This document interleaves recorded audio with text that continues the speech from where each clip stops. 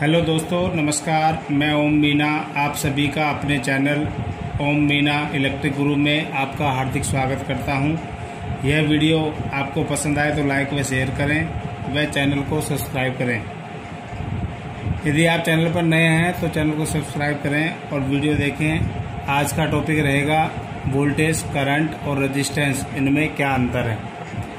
दोस्तों, सबसे बड़ी चीज़ ये है कि वोल्टेज और करंट को समझना ही बड़ी डिफ़िकल्ट चीज़ है। ये चीज़ आज समझ में नहीं आती तो इसको सरल और सिंपल भाषा में आपको बताऊंगा।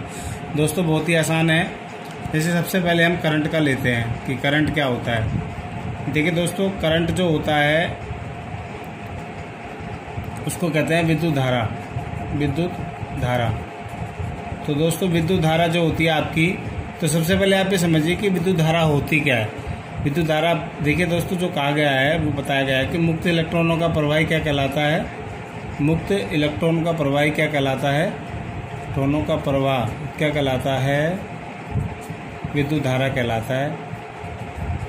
विद्युत धारा कहलाता है। तो दोस्तों, इस तरह से देखना है विद्युत धारा के अंदर होता क्या है। मेन चीज़ होती है इलेक्ट्रॉन। दोस्तों, आपने पढ़ाई होगा इलेक्ट्रॉन, प्रोटॉन, न्यूट्रॉन। तो इलेक्ट्रॉन जो है, इलेक्ट्रॉन विद्युत धारा के अंदर होते हैं। जो मान लो ये कोई अपना कंडक्टर है, इस कंडक्टर में ए स्थान है, ये बी स्थान है। तो धारा जो है ए स्थान से चलकर बी स्थान की तरफ लगातार क्या करती है, गति ए स्थान से चलकर बी स्थान की ओर चली जाती है। तो क्या कहलाती है, धारा। अब इलेक्ट्रॉन जो है इसके अंदर दोस्तों देखिए, इलेक्ट्रॉन छोटे छोटे इलेक्ट्रॉन होते हैं। मुक्त इलेक्ट्रॉन ये हवा के अंदर घूमते रहते हैं। तो इनमें इलेक्ट्रॉनों में प्लस आवेश और माइनस आवेश दोनों पाए जाते हैं। जब प्लस आवेश और माइनस आवेश होते हैं तो इलेक्ट्रॉन जो होते हैं, इलेक्ट्रॉन के ऊपर केवल और केवल कौन सा आवेश स्थान करता है, ऋण आवेश। कौन सा स्थान आवेश करता है, ऋण आवेश। तो दोस्तों, इलेक्ट्रॉनों के ऊपर विद्युत धारा जो होती है, धारा के अंदर जो इलेक्ट्रॉन पाए जाते हैं, इलेक्ट्रॉन। अब दोस्तों, आपको ये याद रखना है कि जहां पर नाम इलेक्ट्रॉन का आ गया वहीं पर आपको ये ध्यान रखना है कि इलेक्ट्रॉन के साथ में ऋण आवेश हमेशा क्या करेगा, कार्य करेगा। तो दोस्तों, इसी प्रकार से आगे आता है प्रोटॉन। प्रोटॉन, जहाँ भी प्रोटॉन का नाम आएगा वहाँ आएगा आपका प्लस। तो दोस्तों, केवल बात करेंगे विद्युत धारा की। मुक्त इलेक्ट्रॉनों का प्रवाह क्या कहलाता है, विद्युत धारा कहलाता है।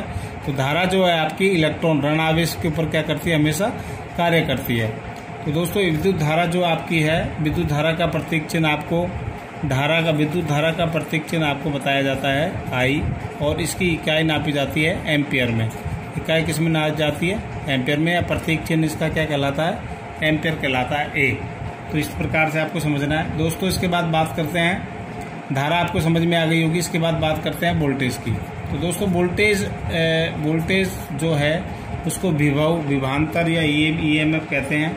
ईएमएफ भी इसको बोला जाता है। ईएमएफ होता है इलेक्ट्रोमोटिव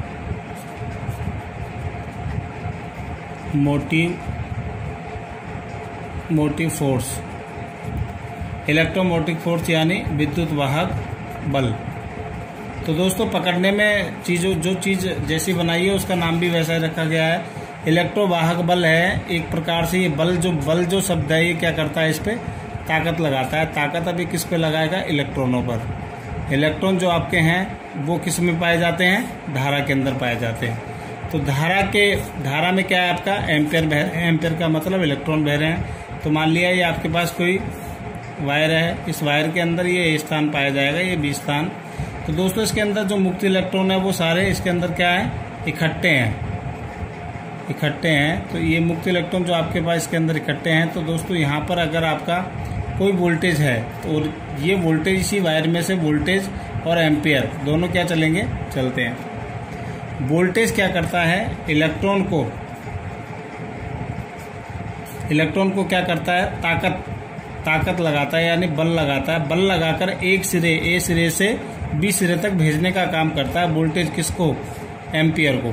तो दोस्तों, इसमें जो एम्पियर चलेगा, इस प्रकार समझना है कि यहाँ वोल्टेज है तो एम्पियर यहाँ तक जब बल लगेगा, ये सारे इलेक्ट्रॉन यहाँ इकट्ठे होकर और इसके ऊपर क्या लगाएंगे, बल। तो बल लगने के बाद में एम्पियर यहाँ तक आया और एम्पियर इस प्रकार से कार्य करता है। तो किसी, जैसे कोई कंडक्टर है, कंडक्टर के अंदर ए स्थान और ये दोस्तों आपका क्या है, बी स्थान। इसी बी स्थान से वोल्टेज और करंट। तो वोल्टेज क्या करता है, ताकत लगाता है, और इलेक्ट्रॉन क्या करता है, ताकत लगाने के साथ बहता है। तो दोस्तों, जैसे मान लीजिए कोई सर्किट है हमारे पास, इस सर्किट के अंदर यदि कहते हैं ना कि बिजली चली गई, तो बिजली चली गई, तो बिजली चले जाने का मतलब क्या होता है, क्या हो गया बिजली चले जाने से? बिजली चले जाने से दोस्तों हमारा वोल्टेज जो है, वोल्टेज जो ताकत लगाता है वो ताकत लगाता है इलेक्ट्रॉनों पर। अब बिजली चले जाने का मतलब होता है कि वोल्टेज पर जो वोल्टेज का जो फोर्स था, जो बल था, वो इलेक्ट्रॉन पर लगता था, और इलेक्ट्रॉन क्या है आपका? करंट। तो ये V ने I पर क्या कर दिया? करंट पर बल लगाना ख़त्म कर दिया। तो दोस्तों आपकी क्या होती है? बिजली चली जाती है। यानी वोल्टेज जब बल लगाना बंद कर देगा, या ताकत लगाना बंद कर देगा, या फोर्स करना बंद कर देगा, तो इलेक्ट्रॉन अपने स्थान से दूसरी जगह नहीं जा सकता। तो दोस्तों सीधी सी बात है, वोल्टेज की परिभाषा आपको याद होगी, ये सीधा से में बताया गया। किसी चालक पदार्थ में इलेक्ट्रॉनों को एक सिरे से दूसरे सिरे तक प्रभावित करने वाला बल क्या कहलाता है? विद्युत वाहक बल कहलाता है। तो एक सिरे से दूसरे सिरे तक विद्युत वाहक बल, ये देखो ये ए स्थान है, ये बी स्थान है, ये वोल्टेज है। ये वोल्टेज फोर्स करेगा बार बार किसको? इलेक्ट्रॉनों को। और इलेक्ट्रॉन आपका क्या है? एम्पियर है। तो जब तक फोर्स करता रहेगा, करंट आपका सर्किट के अंदर क्या करता रहेगा? बहता रहेगा। तो दोस्तों इसका जो प्रतीक विद्युत वाहक बल को क्या करते हैं? ईएमएफ से प्रदर्शित करते हैं, और इसका इकाई क्या होता है? वोल्ट होता है। इसी प्रकार दोस्तों बात कर लेंगे रेजिस्टेंस की। तो रेजिस्टेंस आपका क्या है दोस्तों?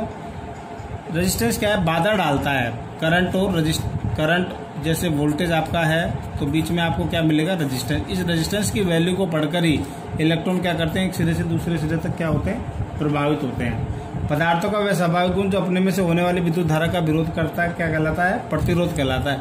अपने में से प्रभावित होने वाली धारा, जैसे मान लो ये कोई पदार्थ है, अलग अलग पदार्थों का रेजिस्टेंस होता है जो डिपेंड करता है उसके गुण के ऊपर। तो दोस्तों रेजिस्टेंस क्या है? बाधा डालता है किसके मार्ग में? करंट के मार्ग में। तो देखो दोस्तों, वोल्टेज क्या करता है? ताकत लगाता है, यानी बल लगाता है किसके लिए? करंट के लिए। बल लगाया, कौन बढ़ा? करंट। करंट क्या है आपका? एम्पियर। लेकिन ये जब आगे बढ़ेगा, ये बल इतना होना चाहिए कि रेजिस्टेंस की वैल्यू को ये क्या कर सके? पढ़कर, रेजिस्टेंस की वैल्यू को पढ़कर आसानी से क्या कर सकता है? पार कर सकता है। अब देखिए दोस्तों, इस प्रकार देखिए कि ये कोई रेजिस्टेंस आपका है, वोल्टेज आपके यहाँ पे है, और आपको करंट को इस ए स्थान से किधर ले जाना है? बी स्थान पर ले जाना है। तो वोल्टेज जो आपका है फोर्स करेगा किसको? इलेक्ट्रॉन को। इलेक्ट्रॉन क्या है आपका? करंट।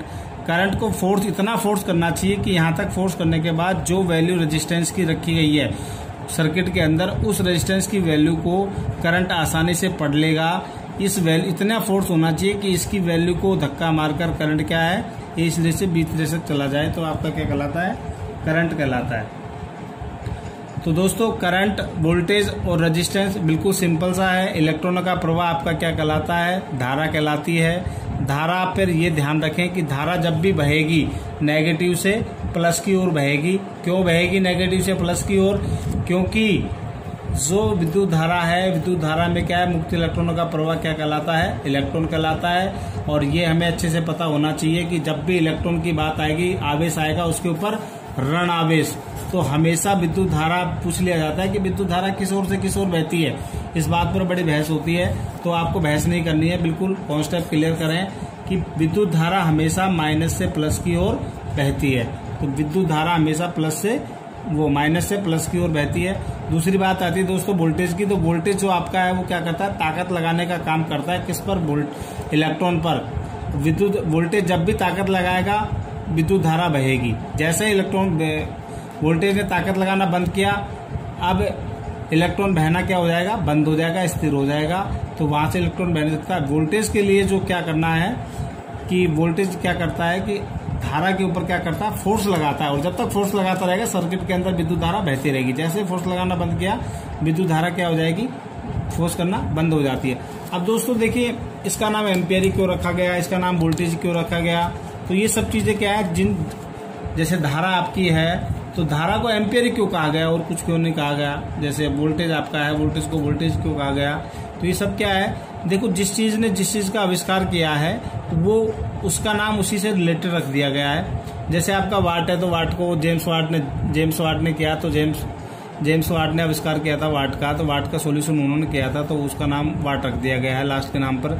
इसी प्रकार से दोस्तों आपका जो एम्पियर है, एम्पियर को एनेडारा मेनेडर एम्पियर नामक व्यक्ति ने किया था, इसलिए इसका नाम एम्पियर रखा गया। दूसरा वोल्टेज है आपका, तो एनएस एंड्रो वोल्टा नामक व्यक्ति ने वोल्टेज का आविष्कार किया था, विद्युत वाहक बल के बारे में बताया था, तो इसी प्रकार से इसका नाम क्या रख दिया गया है, वोल्टेज रख दिया गया है। तो दोस्तों आपको ये वीडियो कैसा लगा? सीधे और सरल भाषा में समझाने की कोशिश की गई है। इलेक्ट्रिशियन को समझने के लिए आपको बेसिक फंडे क्लियर करने जरूरी हैं। तो दोस्तों आप हमारे साथ जुड़े रहिए, चैनल को देखते रहिए और वीडियो को लाइक व शेयर करते रहिए। तो दोस्तों आपका बेसिक जो फंडा है, ये मैं आपको डेफिनेटली बता रहा हूँ कि बेसिक फंडा आपका बिल्कुल क्लियर होगा। आपको कहीं जाने की जरूरत नहीं है, बस चैनल पर वीडियो को देखते रहें और लाइक एंड शेयर करते रहें। यदि आपने चैनल को सब्सक्राइब नहीं किया है तो सब्सक्राइब कर दें, बेल आइकन का बटन दबा दें और लाइक एंड शेयर करें।